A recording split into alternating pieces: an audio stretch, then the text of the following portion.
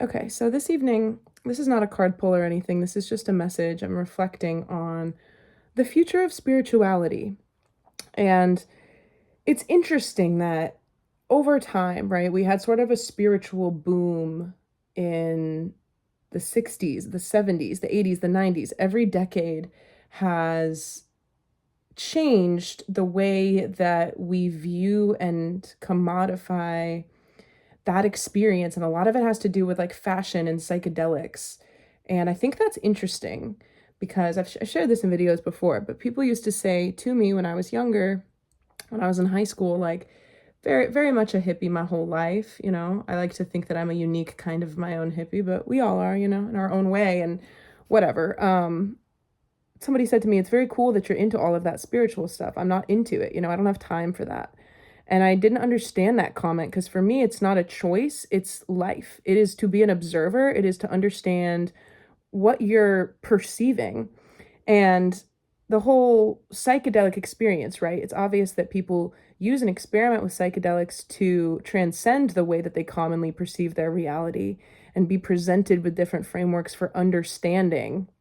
I mean, this isn't why people use psychedelics, right? But this is what they do for you. And I think that a lot of people are still thinking that if a person is spiritual, then it means that they are looking a certain way and speaking a certain way and dressing a certain way. And that is not true. And there's a lot of murky territory with like the packaging of spiritual understanding. And there's both good and bad in everything. So some of it's really amazing and some of it's really doing a disservice to the community and the motion and the movement of the awakening in general, because it's not necessarily based in like authenticity and truth. But I had a vision the other day of some of the different waves of future energies that are coming towards us, both for me personally and for the collective at a collective level. We are all connected, so what an individual is manifesting does impact the whole. And I will just briefly share that I haven't gotten to see this part of my personal timeline ever before in my life, and it is the happiest, most beautiful, most blissful. Like it exceeds, you know how like everything is always like, you know, what you want is coming, everything you want and more, everything you want and more. That is what is going to happen to me. I am going to get everything I have ever wanted and more. And if you are listening, I believe that that's because you are too. And it's really important to just, despite what we see in the world right now, things are changing more quickly than we can even process. You know, I was telling somebody today, it was like the things that happened to me last week, 2 weeks ago, I'm finally assimilated to those changes. The things that are happening today will take me a week to assimilate to. The level of uptick in the spiritual experience is ridiculous. And I think that even people who don't consider themselves to be spiritual or whatever, or tapped into their gifts, you know, and checking in on a regular basis with what they are receiving on an extrasensory level, they are still going through this crazy acclimation thing right now where it just feels like it takes time to catch up with life because things are moving so quickly. And we know that that is because of the new frequency that Earth has been exposed to with the solar activity this year. That is why. I mean, if you think about it, it is impacting time, the passage of time. I'm not going to get into that right now because I want to go back to the whole like packaging of spirituality thing. So I think that there's going to be some really strange stuff going on as we get into the new year. I think a lot of people already think that they understand what practicing and engaging with new age concepts and spirituality is. And because they think they understand it, they have already decided that it is not for them. And what we're going to see in the future is that it has never been a fashion choice, right? Of course, there are a lot of people who have not had certain openings or awakenings, but they really are drawn to visionary and psychedelic artwork or I don't know, what are, you know, I don't know. What are the most like stereotypical, like those drug rug outfits? I think that we're going to see a lot of people redefining, a lot of people who are going to be like, not, I don't want to say coming out, but visible, who completely break and reconstitute, break an old paradigm and reconstitute what it could mean for somebody to hold a certain frequency and be of a certain spiritual nature. And it's going to, I mean, we're going to understand very shortly in the next few years that it's never been a choice. It is really just the human experience. And if you're illuminated to what's happening with the human experience, are you just in it and letting it take you, or are you studying it? For me, that's the big difference. I have always been highly inquisitive about what is happening and why is it happening and what else could happen. That's just the way that my brain works, and I do that at a quantum level every nanosecond to kind of find my way through. And a lot of people are now, with everything going on in the world, if they haven't necessarily been truth seekers or naturally, philosophically inclined to question the nature of their reality, they're doing it now because what the fuck is going on? They're doing it now, except it still feels, I'm seeing a Connect Four thing where you drop the slot in, drop the thing into the slot. It still feels to a lot of people like it's like there's no place where I belong. I have nowhere to go. A lot of people are going to start going through their dark nights of the soul where they genuinely feel like they don't belong. They don't want to live anymore. They don't feel like they belong in the world anymore. And another correlation that I feel like I've identified, like maybe this isn't, maybe people disagree with this, whatever, but there's tons of stuff for my generation, millennials and Gen Z, and just like people in general, young people in general, people on the internet, about undiagnosed autism or ADHD or whatever it is. And everybody's trying to locate themselves to sort of justify why they are not functioning as a normal person should. And I sort of think it doesn't matter, right? Nobody's really functioning at peak performance because the system that we've been corralled into decade after decade, it's broken now. It's broken. No one's happy. Everybody's seeking, some kind of support or meaning in, like, I don't know, like the ads that you get where it's like, how this are you? That take a test, take a quiz and find out. I think that it can be true. It can be true. If you were evaluated by a professional, you have this or that. That can be true. But what's more important, I think it's an expression of the fact that that sensitive group, we talk about neurodivergence or whatever, the sensitive people are even more sensitive in the changing energies. So a lot of people who didn't used to have to feel, maybe their lives would go, day in, day out, pass them by, and they would be, their neurodivergence, the degree to which they identify as neurodivergent didn't impact their life and daily functioning enough, or their happiness, their mental health and everything enough for them to want to get more answers about it, or feel like they needed some kind of diagnosis to justify why they're not doing everything the way that other people do it or whatever. It's like a lot of people are being intensified in that, from that cusp area to like, no, I identify. I'm a highly sensitive neurodivergent person. Like it's all sort of being amplified, and I'm always like a little bit I'm a little apprehensive about just like the way that the internet is, yes, a place for people to come together and have similar experiences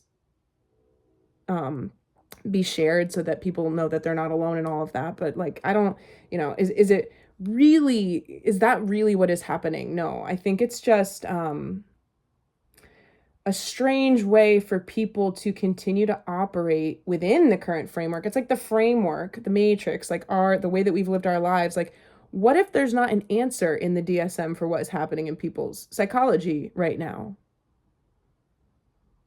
We're going to find and apply one anyway. That's what we do. But right now, there's an option to not have to label your own experience as hard or as specifically. A lot of the things that people are experiencing are going to be both and, which is troubling for the human mind that wants clear definitions and boundaries. We want to be able to understand what's going on with us so that we can explain it to others, and so that we have a reason for why we are the way that we are. And I think that in order to help collectively collapse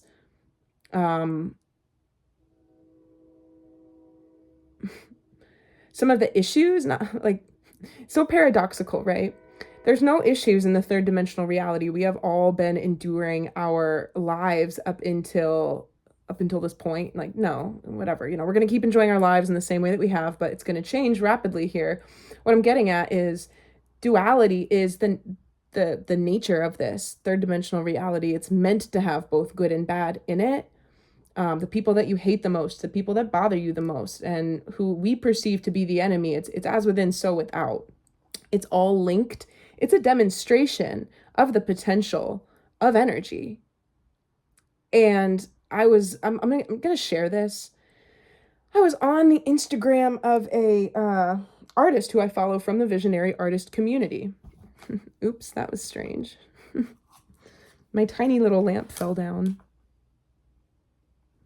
All right. I was on his Instagram and he had painted a picture of Donald Trump, and I think it was called something like light worker. And I have my own opinions about this. Okay, there's videos on the internet that say, is Trump a light worker? I don't think so. I know that he, I don't want to go into all of this. I think that there are levels and layers to what how people see the breakdown. To me, it is two sides of the same coin, and I do not, at face value, light workers tend to be very high vibrationally tuned in to the emotions of others. They work with the light. They are inclusive. He's a profoundly immature individual and demonstrates it. It has demonstrated it a billion times. So anyway, my opinion is there. That's it. But I respect this artist. I've followed him for a very long time. He's extremely talented.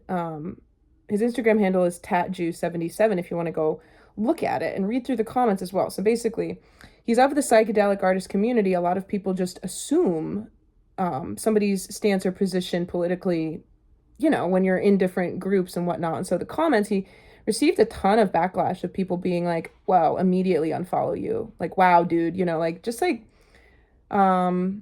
I don't know, things that, unfortunately, I think that when Instagram accounts get more than like a certain few thousand followers, people just view it as like a blank receptacle for their projections and stuff, not consciously, but it's like you are still speaking to an individual. When you leave a comment on something, there is an owner of that account who's going to read that comment, and people don't see it that way. And he responded to every single comment. I got myself kind of pretty far and deep to it, reading through them, because I was also kind of surprised to see it, but interested to see the response as well, and how everybody was handling these conversations. And he clearly had one friend that was like going into the meanest of the comments and defending him. Or I don't even know if this is his friend. It could be a fan or something. Who knows? But the person in the artist's defense was like, who the F are you? Like, just being nasty to people, right? And it's like, two wrongs don't make a right. So I thought it was really interesting because they were attacking him for him sharing his truth on his own Instagram. Everyone's allowed.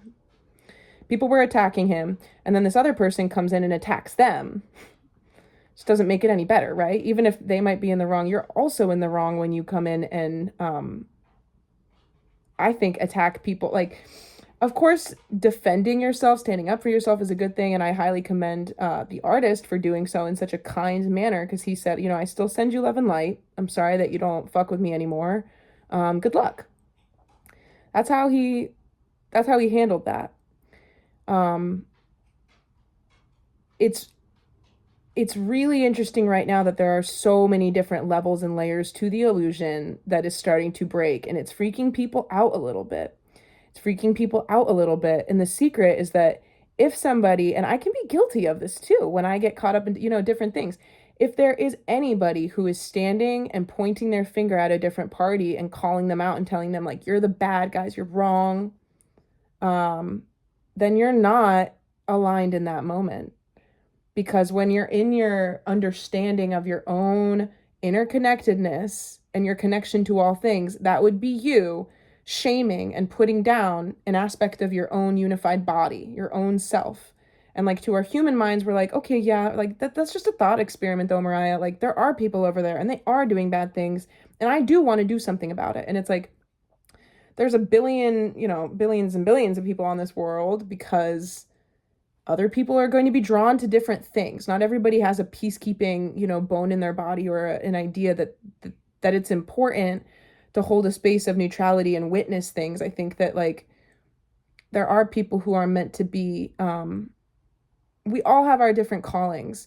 So it's incredibly hypocritical for me to sit here and say anybody who does that is wrong because I'm still saying it's wrong, but like don't you see? It's like regardless outside of the mental this or that, all the details, this is why rabbit holes on the internet are so enticing. You're never going to get to the bottom of it. There's a deep resonance that will start to click into place where you know the truth. Do the actual details matter? Yes, but less than we think. And outside of the argument and the sides and the discussion of it, are you peaceful? Are you transmuting negativity? Are you attempting to diffuse instead of escalate conflict? Are you attempting to accept people in the way that you would want to be accepted? A lot of the people who are truly spiritual do not have to talk about all of the things that they believe in and see. They just embody the result of it. And so, like several years ago, I became super vocal about a lot of things that I was experiencing spiritually because I was like, I figured it out. I figured it out. And I get to tell everyone, how cool is that? And it didn't go very well for me because, and that I'm seeing that a lot right now too in the spiritual community. A lot of freshly awoken people are like, I figured it out. I'm going to tell everybody. And so then you get these YouTube channels of these people who are in pretty early stages, and that's fine because everybody has their own audience. Everybody has their own inspiration. There is somebody and there's groups for everyone, right? But on some level, we are all the blind leading the blind. And so one person commented on the post that I've been talking about and said, you must be a very high level narcissist because narcissists are people that think that they have everything figured out. They have to tell everybody whatever. And it's like, this is another one of those things where I've been screenshotting the news for years, really, but I'm going to do a video here coming up pretty soon where I go through all of the screenshots from 2024 and highlight the patterns for you and show you exactly how the pre-predictive programming has been shaping what it is that we've been experiencing because it's easy to see. And that's part of the reason why I never have any storage on my phone, by the way. I'm going to get all of these printed out into tiny little 4x6s so that I can delete all these photos and then I'll have physical copies of them and make it into some massive art piece one day. But if people are, it's very much, what's the expression for this? Pointing the finger, right? That's not an expression. Whoever smelt it, dealt it. That's not what I meant to say, but it does fit here. Where we're being trained by all of this like stuff that's coming out around narcissism. Like on the one hand, sure, it's great to shine a light on it because there are a lot of abusive dynamics in existence, the narcissist empath relationships. All right, ran out of storage, sorry. I was talking about narcissist empath dynamic. Yes, it's real, blah, blah, blah. But everybody's gotten obsessed with those words. Not everybody who's mildly toxic is a narcissist. And you have to be careful with that. And some people become very obsessed with these things, and it's because they are riddling out subconsciously something that exists within them that's very closely identifying with the things that they are actively criticizing. And I had this, I'm going through a lot lately. I'm going through a lot on a deeply personal level. I completely broke away from being able to communicate the truest level of my unfolding right now to anybody. It's completely private, and it's so liberating because I have the company of a lot of non-physical beings who are like, they've been waiting for me to meet up with this point of my existence outside of space and time. The future's already happened. The past has already happened. It's less like you walking through your life, and it's more like this big creature that is the sea of all of us already having awoken in a future. And we're subtly pulling ourselves through these times right now in this like distant call. We're aligning with what we chose to do before this is of course assuming that you believe in pre-birth planning from the soul, from the spiritual perspective. But yeah, I mean, I'm just going to wrap up this message because I know I'm going to run out of storage again. But another thing about the future of spirituality, since that's what I'm going to call this video, I don't want to mislead people. I have a hard time naming my videos because I tend to touch on a lot of different things and I don't really know what a title, a good title that summarizes it ever is. But this one really is about that because, okay, another thing is that there are a lot of things right now like sound bowls, Reiki,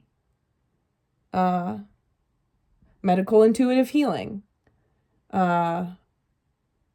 different modalities, right? Or like human design or like EFT, like tapping, all these different practices that are out there.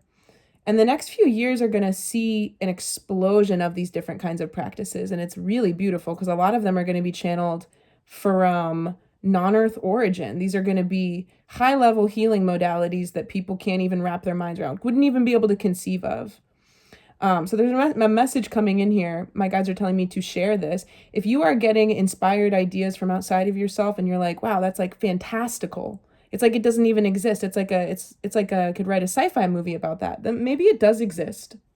Maybe you're starting to get insight about what you're going to be contributing in a changed world as we start to move more like swiftly and tangibly through this change.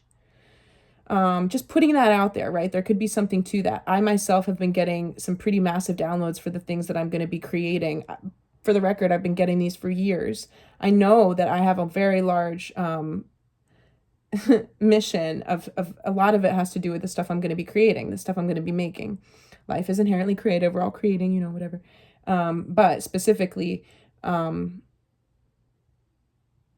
different kinds of content, artwork, courses, and then a lot of stuff is starting to come in about vibration and sound and the voice and the light language that I do with my hands and, chakra alignments and the meridians of the body. And there's just so much that's coming up. But that's exciting because we're only ever as able to plan for our future as we're only able to plan for our future in the world that we believe can exist. And when we collectively, anything is possible. This is a 0 point, right? We're actually living in a world that we have collectively manifested, but it didn't have to be like this. And we can change it at any time. And we are collectively right now. We're all kind of starting to realize like, why the fuck is this the way that everything is? This is crazy. And there's a very, there's a cosmic element to this, like the things that are happening with the sun, with the weather. I mean, get into it fully, but like it's outside of anybody's control. However, we're still very much embedded in the process of what's happening. And you always have to go back to yourself and give yourself permission to both witness and engage. And the paradoxes have been cropping up a lot lately. It's like there's something, this is collective energy because it happens, it's happening to me in conversations with people. There's a lot of contradiction in life right now because of the energies that we're in, but it's also this ever-present contradiction that has to do with being a human in the third dimensional reality. Maybe I'll talk about that more later in a different video because I'm gonna go. But yeah, there's a lot to be excited for. I just want people to remember that. I think that the people who know that and get where I'm coming from really get it. You can feel it. There's so much, despite a lot of the very challenging things that are happening, have been happening, and will continue to happen in the world. There's so much to be excited for. And if you have even a little bit of reason to celebrate something, or like to have a little bit of fun, and like to again get outside of your mind and the mental framework that kind of keeps us prisoned to like, well, that's not real. Like, what do you have to do tomorrow? Like, that's, there's so much. It's like, just breathe.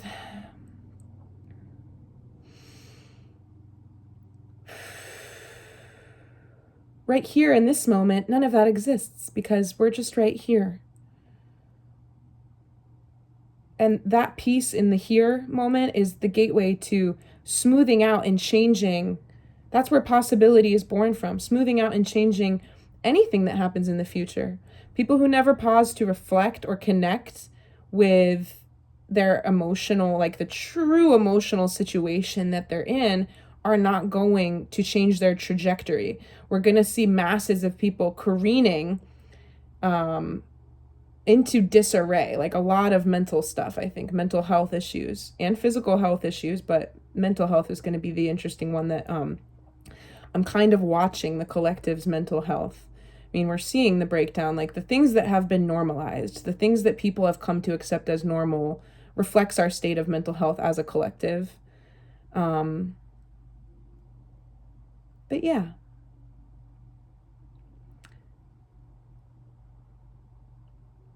We're addicted to justifying why things are bad as well.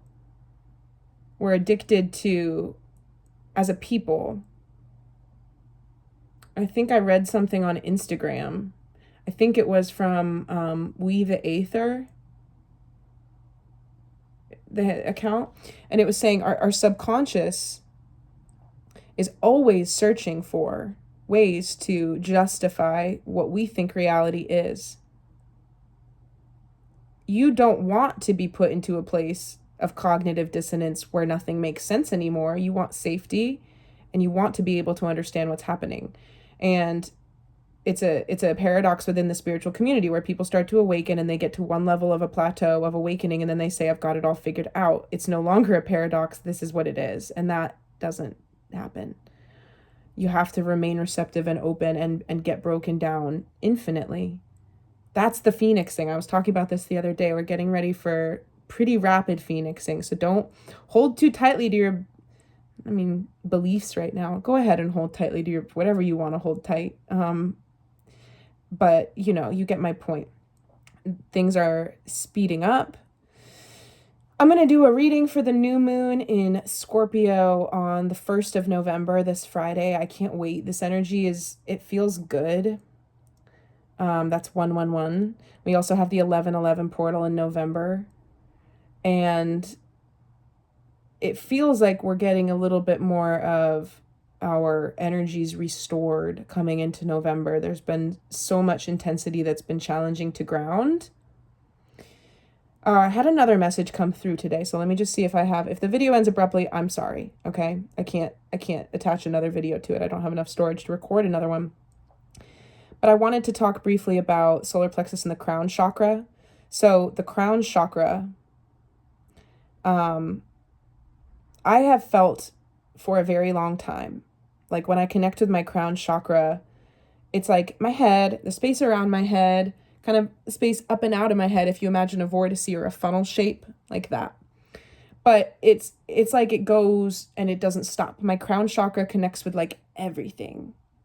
And it's a feeling and a sensation that's been incredibly heightened lately. Like all of this, the veil is thin this time of year. Happy Samhain and Halloween and Diwali, whatever people celebrate.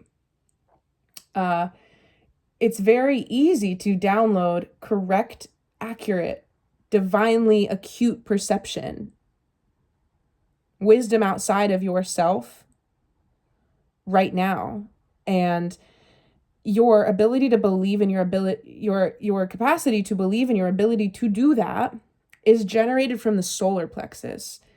So I have a connection with a healer here in the Pittsburgh area. Her name is Emily Pompey. And if you Google her, she does remote sessions, but she lives in Oakmont, Pennsylvania.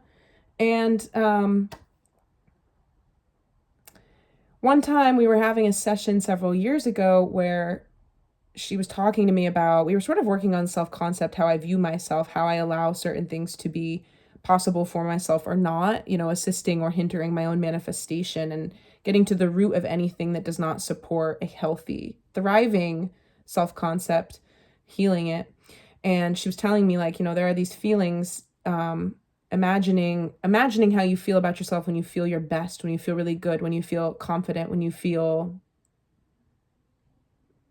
presentable to the world to do what it is you want to do and be seen in the way that you want to be seen. So generating that energy around you and inside of you, and then kind of vacuum sealing it, imagining it like getting magically reduced with the same amount of power. It doesn't get any smaller in sensation or power. This is just for convenience, that it gets reduced into the size of a magic little bean or a little pastry, a little quiche, a little calzone, and then you can store it in your solar plexus. And I like the baked good. This is what she told me. She gave me the analogy of a pie, because your solar plexus functions as a little oven. I think that women will take to this analogy much better because of our womb space and like the oven. You know, we can physically connect with an idea of that in our bodies already, that incubation space, and like drawing an essence or a feeling from that space or into that space. But I digress. This is for all genders